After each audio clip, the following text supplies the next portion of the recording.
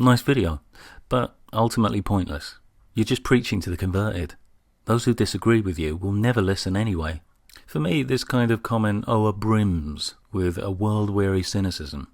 According to this comment, people either already agree with you, in which case you're wasting your breath, or they disagree with you, in which case they're fixed, and nothing you can say will change that, so you're still wasting your breath.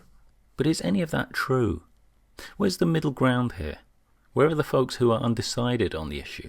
Could they perhaps be an important group, receptive to information? Characterize the issue as dichotomous, and that's the information you'll get back.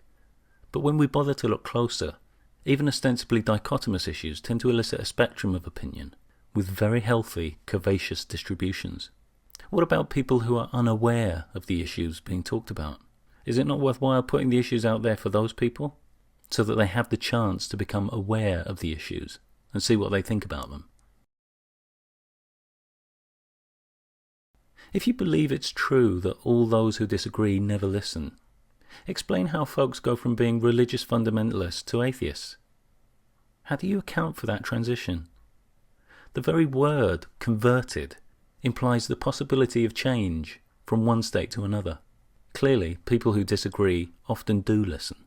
And even if someone doesn't listen at the time, putting a video out there or a book means that it will be available should their preparedness to listen change.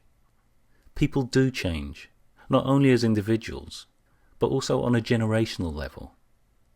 Otherwise we'd never have seen this. There's a tacit assumption that discussion with folks who agree with us is worthless. Personally, I often find discussion with the converted very engaging and creative. I think it can refine our thinking. I think it can illuminate new perspectives. It can offer resources.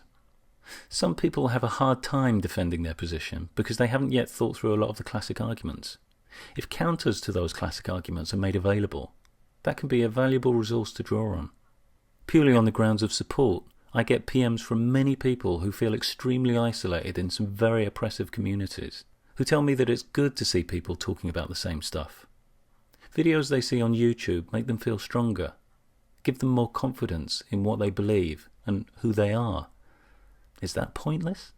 Discussion with people who agree with us can galvanize us from apathy to be more vocal, more visible, and not to succumb to the futility of sentiments like this. I'm not just preaching to the converted, but like I've explained, even if I was only talking to the converted, that would be no less worthwhile to me.